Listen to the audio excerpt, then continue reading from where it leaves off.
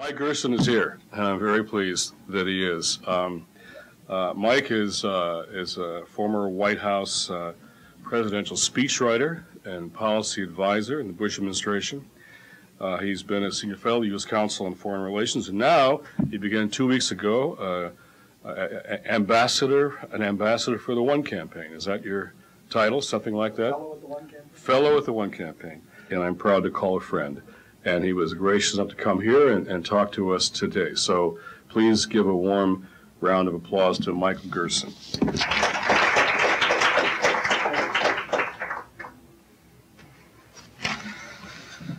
Thank you.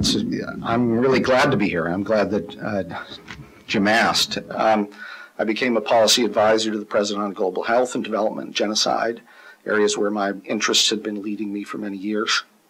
And I saw something very hopeful.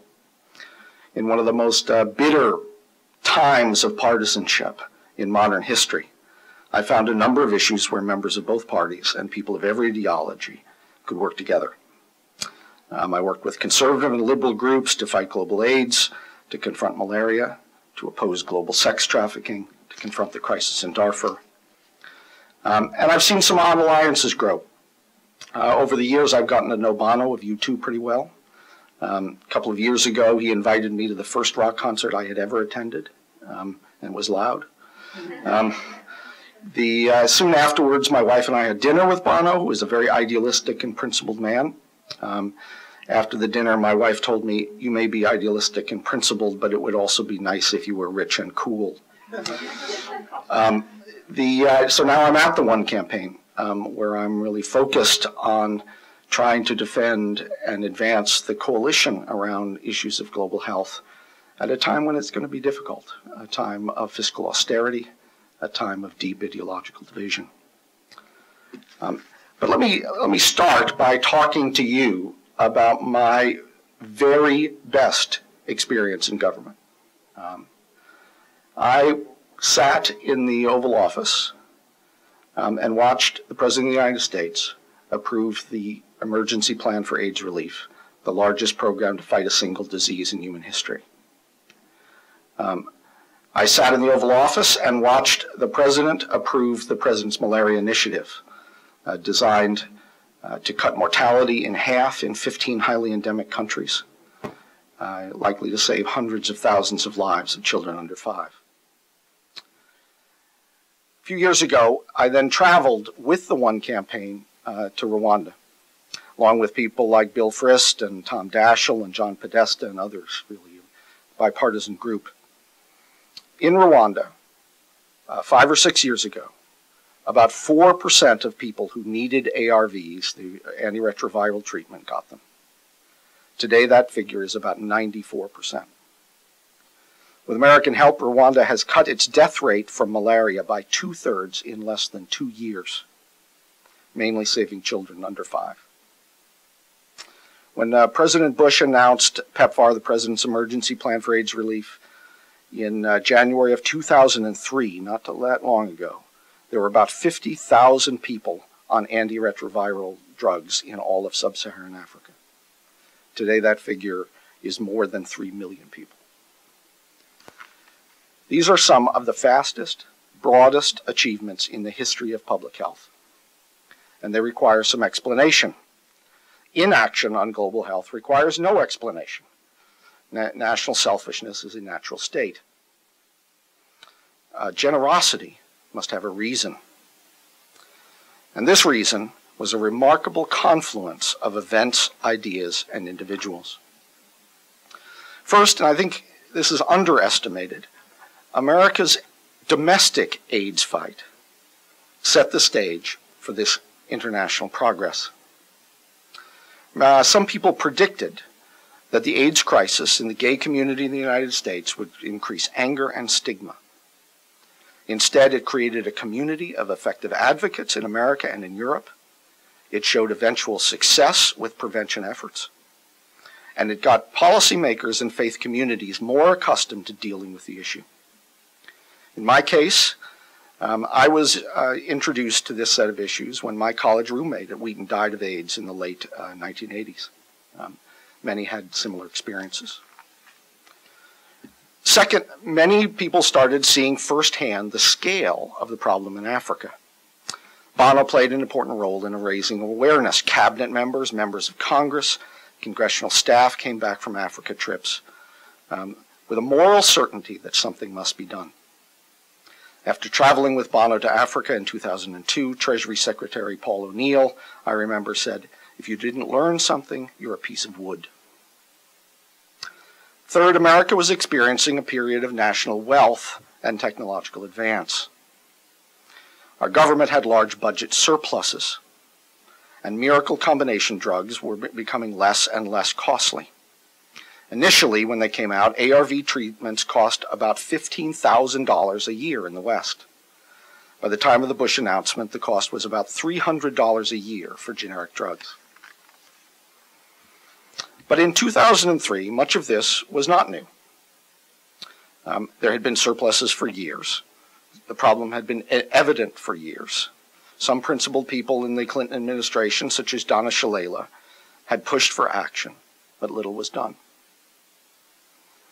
It is an unavoidable fact that many of the top development people in America and the world were deeply skeptical of AIDS treatment. When the United Nations initially set out its objectives on AIDS, the U.S. fought against the inclusion of aggressive treatment goals. There was no consensus for ARV treatment. In fact, many adopted a, quote, prevention-only approach. And I believe in many cases, this went back to a destructive belief that Africans could not manage a chronic care delivery system. There was a hint of change on the priority of treatment at the International AIDS meeting in Durban in 2000. The discourse among AIDS experts began to shift from whether to how to treat and provide antiretroviral therapy. But the biggest source of momentum for treatment came from within the Bush administration. And it involved a fundamental shift in development theory, a change in vision, which came to be known as the Monterey Consensus. Bush was willing to dramatically increase foreign assistance to nations willing to work as responsible partners, dedicated to reform and transparency. The model was partnership, not paternalism, and it involved trusting local people, including Africans. History is pushed by large economic and technological trends, but its shape is ultimately determined by a leader in a meeting in a room with coffee cups around a table. The Oval Office meeting where PEPFAR was debated, there was one of these discussions about treatment. Could the money be better spent on other more effective goals? At one point, National Security Advisor Condi Rice spoke up and talked about her mother, who was diagnosed with cancer when she was a teenager, but lived on cancer treatment until Condi was about 30 years old. I remember Condi saying in that meeting, "You bet those years meant something to me, and they would mean something to every African child whose mother would live to take care of them." Ultimately, President Bush believed that Africans were capable of large-scale treatment if they had large-scale outside help, and that treatment was essential to the stability of whole societies. He bet $15 billion initially on this belief, and it has been generally justified. About 6 or 7 years into this experiment, some lessons are clear. We have learned that the initial focus on AIDS rather than health infrastructure or other important priorities was essential, even unavoidable. AIDS is sometimes viewed as a disease of the poor. It is not. It takes doctors and lawyers and nurses and factory workers and civil servants, the very people who make organized society possible. You can see the radiating effect in the health sector, where one of the main problems in Africa was not only brain drain, but death. In some places in Africa, HIV infections among health workers are twice as high as the general population. You see the effect in education. Among 3 million AIDS orphans who were left with no resources and little motivation to attend school. In Zambia, for example, at one point, 2 teachers were dying for everyone that graduated from training school. You see the effect on child and maternal health, not only in mother-to-child transmission, but also because children with sick or dead parents have higher mortality rates. Untreated parents are less likely to provide care and more likely to carry infections. I remember speaking with an American physician in Zambia who had begun doing treatment in that country in the year 2000. When he moved to Lusaka, his daughter attended a school across town. Every school day, he would have to leave an extra hour to navigate large traffic jams in Lusaka because of the constant funeral processions that went on all day, every day. No society can long survive in the shadow of death. So I'll put this bluntly. AIDS relief is more expensive than other important health and development interventions. But it doesn't matter what Millennium Development goal on education you adopt. If teachers are dying, it will not be met. It matters little what health infrastructure and maternal health goals you accept if parents and nurses are dying and societies are collapsing under the weight of despair. Another lesson we've learned is that measured outcome goals matter. In older aid approaches, results had little role. For most of the post-war period, the post-World War II period, American assistance during the Cold War was used to reward loyalty. European assistance to their former colonies was often used to assuage guilt. Most people, frankly, viewed developing nations as basket cases that could not make much progress anyway. But an orientation towards results, accountability, and partnership breaks that pattern. The best African leaders understand that expectations are a form of respect, and expectations help them to transform their own nations. We've learned that scale matters, that boldness matters. A smattering of demonstration and pilot project changes here and there would change little. PEPFAR and PMI took a different approach. National scale-ups with countrywide plans.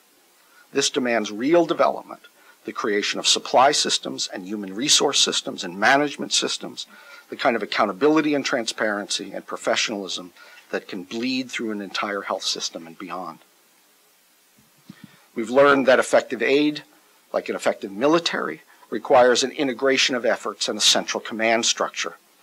This has been the positive role of the presidential initiative in global health. Before PEPFAR, some people working on AIDS in a country, from USAID, for example, literally did not know their counterparts from CDC. We could not accurately tell the countries themselves what we were doing in their countries. American efforts were often a diffuse, unstrategic mess. Given the urgency of the AIDS crisis, we did not have time to reform USAID in the traditional way. But PEPFAR was a kind of ad hoc foreign assistance reform, focusing attention, resources, and personnel on a coordinated effort with measured results. It is, I think, the way that all foreign assistance should work. We learned that American leadership on global health is indispensable. If we fail, others do not take up the slack. In 2007, America funded about 40% of the global AIDS effort. And that number is increasing because our partners generally are increasing their numbers at lower rates than we are. Multilateral efforts such as the Global Fund are essential, but little gets done without American leadership, even in the Global Fund. America, in this way, on development, is the indispensable nation. And we've learned that for development assistance to be broadly supported and aggressively funded, some political and moral arguments must be suspended, particularly arguments on abortion and family planning. The coalition that achieved AIDS funding initially, and then during the reauthorization, included both the health community and the conservative religious community. But this was only possible because certain topics were avoided. So progress has been unprecedented. We've learned a great deal in a short time. President Obama, on the whole, has continued this momentum, at least continued past levels of funding. But the needs, of course, are actually growing. The rate of new HIV infections is making the goal of universal treatment more distant rather than closer. In 2005, there were 4 million new infections, far outpacing the growth in treatment. Clearly, in the absence of a vaccine, as new generations of research and innovation, new generations of resources and innovation will be necessary. We're going to have to focus on child and maternal health and agriculture and health infrastructure and women's justice and empowerment. There will be a number of goals in long-term health policy. But at the same time, for a variety of reasons, a number of factors are undermining the priority and appeal of global health spending right now. President Obama, of course, faces a crisis of competing priorities, a fiscal crisis of enormous size. He has spent a great deal on bailouts and stimulus and healthcare. Global health spending was flat last year. Really just a few $100 million increased, and this only gets harder going forward. I also have deep fears about the direction of Republican ideology. In this economic environment, and without President Bush, it will be easy for Republicans to return to an anti-government default position on foreign assistance and adopt a kind of moral isolationism. This has only not happened because the issue has not really been prominent. And I think that particularly in light of Tea Party ideology, the idea of which we can get into a little more, the idea what they call constitutionalism, which is a practical form of libertarianism, that this agenda is going to be in for a difficult political time. So, before I close, how do we respond to these challenges and get through this period of economic emergency and tight resources? How do we navigate the storm? Well, let me leave you with just a few thoughts. First, there is an intellectual task to assert that robust foreign assistance is a centerpiece of American foreign policy. While the political consensus for foreign assistance is fragile in America, the intellectual consensus is rather broad and bipartisan. Conservative and liberal thinkers, realists and idealists, generally understand that the worst challenges of our world, terrorism, drug trafficking, human trafficking, criminal gangs, refugees, pandemics, emerge from weak states, ungoverned regions, and hopeless parts of the planet. And by encouraging hope and progress and health and good government, we add to the security of America and to the peace of the world. A world of misery is a world of danger. A world of hope and progress tends toward peace and stability. And we are seeing, the consensus, this consensus is really embraced by leaders from Colin Powell to Bill Frist to Henry Kissinger to Secretary Robert Gates, who has called for, quote, a dramatic increase on our civilian instruments of national security. It is General David Petraeus who insists, quote, the human terrain is the decisive terrain. A fascinating recent poll found that 84% of the post-9/11 military officers believe that strengthening development and diplomacy is equally important to our national security as improving our military capabilities. Second, we need to respect and maintain this unlikely coalition between religiously informed conservatives and the more traditional foreign assistance community for the sake of the most vulnerable people in the world. Third, Americans need to get involved. African leaders have very little access and influence in the Congress. And the Congress pays little attention to these type of issues until they are embodied in a political movement. So I'd be remiss in not urging you to go to one.org and join this national grassroots movement to try to create a grassroots political constituency for foreign assistance. In bad economic times, foreign assistance can seem expendable. In fact, it's a priority. In times of economic crisis, the need of nations on the edge is greater, not less. The need of the bottom billion are greater. The needs are greater, not less. We need to be clear with one message. The good economic times may have ended, but our moral commitment to the poor and suffering has not ended. Finally, and most importantly, Americans need to hear the stories of success. Many citizens, in my experience, have never heard a success story with foreign assistance money.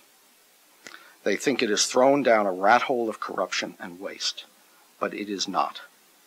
It is actually working miracles, and Americans should know about it and be proud of it. I've spent some time in Ethiopia, visited an orphanage there once run by the Sisters of Charity, an outpost of clean and cheerful order in the chaos of that city. Sisters care for 400 orphans, all of whom are HIV positive. Some lost both parents to AIDS, others were abandoned. Walking through the dorms, there are hundreds of neat little beds. The last dorm is decorated with a large mural covering one wall of Jesus and the children. Each of 6 or 7 children in the mural is the portrait of a child who has died at the orphanage. The sister told me the children still come in to talk and to play with them. Many of the children, she said, quote, have an easy death. One 3-year-old boy, she recalled, called for her in the middle of the night, thanked her for everything she had done for him, and told her that he would die before morning. And she did. Others have a harder time. Quote, they tell me, sister, why can't you come with me where I'm going? Why do I have to go alone? But a couple of years ago, thanks in part to the American people, the AIDS drugs began arriving. I visited a nursery filled with babies on ARV treatment. 2 toddlers who had become blind because of AIDS had had their sight restored by the drugs. Almost no children are dying at the orphanage, and the sisters are starting to plan for job training for the 16-year-olds who eventually begin a new life. This is a modern miracle, and Americans should know about it. Government service always has many frustrations and failures. But having seen those children, I can never be cynical about the power of government to do good. I've seen what it can accomplish when Americans have a bipartisan commitment to a great goal, a great object. Thank you so much.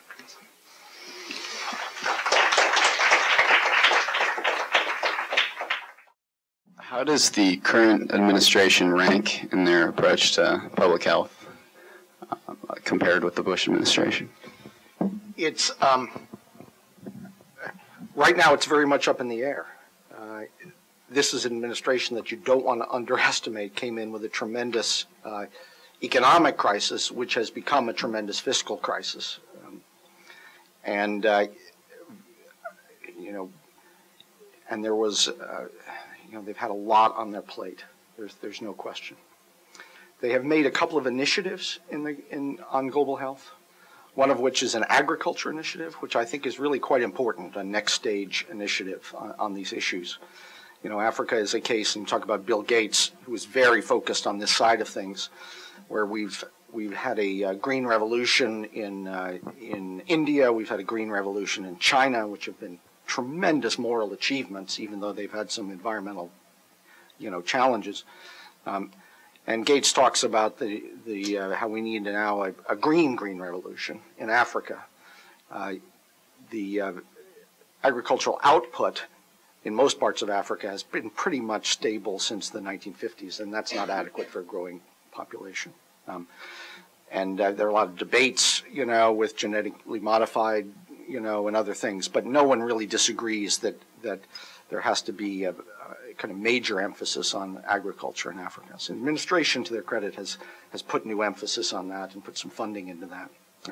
They also have something called the GHI, the Global Health Initiative, which takes a lot of these programs and tries to put them in a broader context of building health infrastructure, because that's one of the things you see when you spend any time there, is you do a disease-specific initiative on malaria or AIDS, and it has a good effect, but it reveals that other parts of the system are not where they need to be. There is in many places in Africa, there's just a real problem with the infrastructure to provide assistance. I'm just afraid, though, that going into a new Congress and in this new environment, and on the funding side, there have been marginal increases.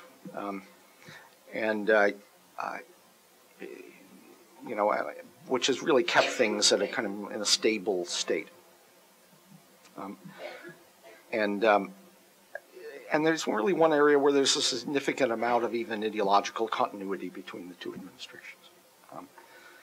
But this is going to be an unbelievably difficult budget cycle that we're headed into, both to try to defend existing spending and to do anything new. The prospective or impossible speaker,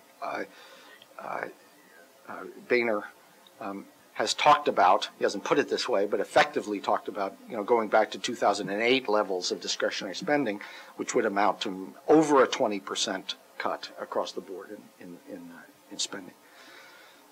He has exempted national security spending. And part of the effort, I think, that we're going to have at one is to try to say, stabilization spending, reconstruction spending, development spending, that's also national security spending. It's kind of calling a bluff because all of our military people believe that. They understand it. It's kind of an essential commitment of COIN strategy, of counterinsurgency strategy that was developed in Iraq and is being applied in Afghanistan. But we don't really fund it the way that we should. I'll give you one example. I was at a dinner the other night with the Undersecretary for Acquisitions at the Defense Department, the guy who spends all of the money at the Defense Department. President Obama announced that we now have a civilian mission in Afghanistan, no longer a military mission. We're making the transition to a kind of development-centered strategy rather than a military-centered strategy. We still got a lot of people on the ground, but they're going to be doing different things. And right now in the budget they're putting together, they can't find any money in the system for State Department people doing development in Iraq to have cars, to have security, to have where they're going to get money for food. Okay? Because there's no category in the budget to do it if the Defense Department doesn't pay for it. And so we kind of talk a good game on the soft power side, and we don't really devote much, funding to it. So, they're going to be, I hope that they stand up for this category of spending in the way that they need to. And I hope Republicans don't target it in the way they shouldn't. The example here is David Cameron, new Prime Minister in Great Britain. He came in promising, to avoid the economic fate of Greece, came in promising 25% cuts in discretionary spending in Great Britain, but he exempted healthcare and development. And I don't think Republicans are going to do that officially, but I think that it's going to be a very important debate. So. You mentioned when you were speaking the concept of partnership, not paternalism, which is something that I think is really valued and important and crucial in sort of bridging those gaps. And I was wondering what you have seen as being successful or failures in that process, and how you think we need to move forward with that in mind. Well, some of the successes, the way that PEPFAR worked, which was the initial director of PEPFAR, Randy Tobias, got off to a very quick start, and he did that by moving people on the ground, American experts, coordinating experts, and getting what they came to be known as single country plans that were actually created by the country's health minister, okay, with consultation with American consultation, and we brought resources to those plans. Okay, so when I went to Namibia, we had someone from the CDC, Tom, I'm trying to remember his last name, a really great guy, AIDS expert, that had been in the U.S. AIDS epidemic for a long time, who sat in the office next to the Namibian health minister, who was a really good guy, and worked with him every single day in implementing the Namibian country plan. Okay, and the U.S. side was organized, and the other side was organized, and everyone was on the same page. And that's not the way that aid is usually done. It's just not really done that way. Now there are some other examples.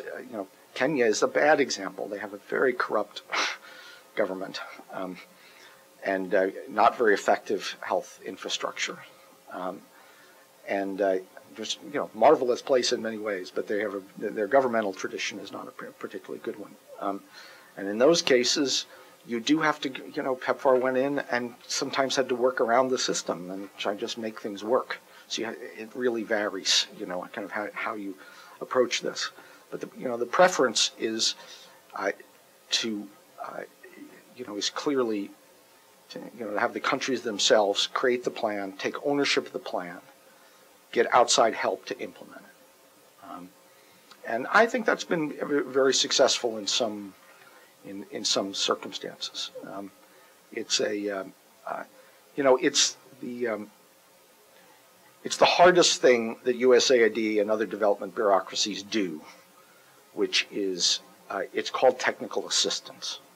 Okay.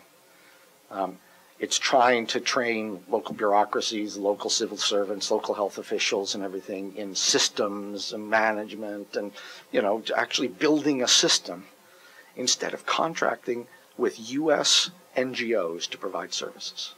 Okay. Those are, that can help people. It helps people, but it doesn't build capacity. Okay. And so I think the current administration has a real emphasis on what do we do as the next steps now that we've drilled down on some of these major health crises. How do you then build broader capacity in the system? And the goal, of course, is, PEPFAR is called the emergency plan. It can't be forever. Eventually countries have to take ownership on some of these things. We'll be spending money for a long time, but you very much want to begin to transfer a lot of authority. So but I don't want to underestimate it's a challenge. I sat next to, at the early part of this, the South African health minister, who was telling me that AIDS was a myth, that it was treated, that the best treatment for the underlying thing was garlic. Okay. At the highest levels of the South African government, there was a deep irresponsibility for years when it came to the AIDS crisis. Okay, so that had to change first. So we actually went in and worked with a lot of great mid-level people in South Africa who knew what they were doing, and while the politically oriented leadership was not very good. So you have to. It really varies. Because PEPFAR is built on a coalition of different interests, have you found that it's been harder to objectively approach more controversial prevention strategies like needle exchange and that sort of thing? Yeah, needle exchange, I think, is a bigger problem in the American context. It's a big debate, okay? There are some countries, PEPFAR countries, and I probably should be better informed on this, where a lot of the problem is, in fact, injection drug problem. Vietnam, for example, which is a PEPFAR country, a significant amount of their AIDS problem is related to injected drugs. And I don't know what the policy is there. It hasn't been a huge debate. But clearly there were big debates on the A and B portions on the prevention side. And the initial PEPFAR bill actually had set-asides, earmarks, for A and B. And that was done to get conservative Republican support for the bill, it didn't bother me very much because, first of all, the set-asides were not, I don't think they were undermining the broader program, although they were controversial. And it certainly wasn't limiting the ability to give out condoms or other things in any of these programs. But it was, that was a political concession in a certain way to maintain the coalition. Okay. Now that changed in the reauthorization, where it went from essentially set-asides to kind of targets, okay, and gave more flexibility to the implementation of the program itself. Now, this issue of the religious institutions and their involvement in PEPFAR became an important one for those coalition reasons too, but also because religious institutions in these countries are often trusted social institutions. And there is a cultural aspect to this, because I want to paint it as though it was all just easy, because USAID is not really used to working with religious institutions in a lot of different contexts. So I remember Randy telling me the story that in Uganda, when they contract for prevention with outside groups, they, and those decisions are made at the embassy level. USAID is a highly decentralized organization when it comes to making funding decisions. There were 13 of these, I don't remember exactly what it is, but like 13 of these programs that they had dealt with for 20 years. Okay? And Randy went to the local, country director there and said, you have to come up with new partners, okay? Religious people, Catholic groups, whatever, whoever's trusted in the community. And they came back the next year with the same 13 groups, okay? Because they're used to dealing with them. So we actually did an internal earmark called the New Partners Initiative that just said you have to have a portion of the people you contract with be new partners that you haven't dealt with before, community people. And so sometimes you have to force those changes because it's easy to do business in a certain way. I think right now that the reauthorization was a good example, because they toned down the mandate, and reduced it, which I think was important. This was in the latter days of the Bush administration. But it's a good example of something I hope can still happen, because this was during the campaign the reauthorization took place. And the leaders of the effort were George W. Bush, pushing for reauthorization of this 5-year program, and Joe Biden, who was the lead on the committee on this. And he was just fantastic in this debate.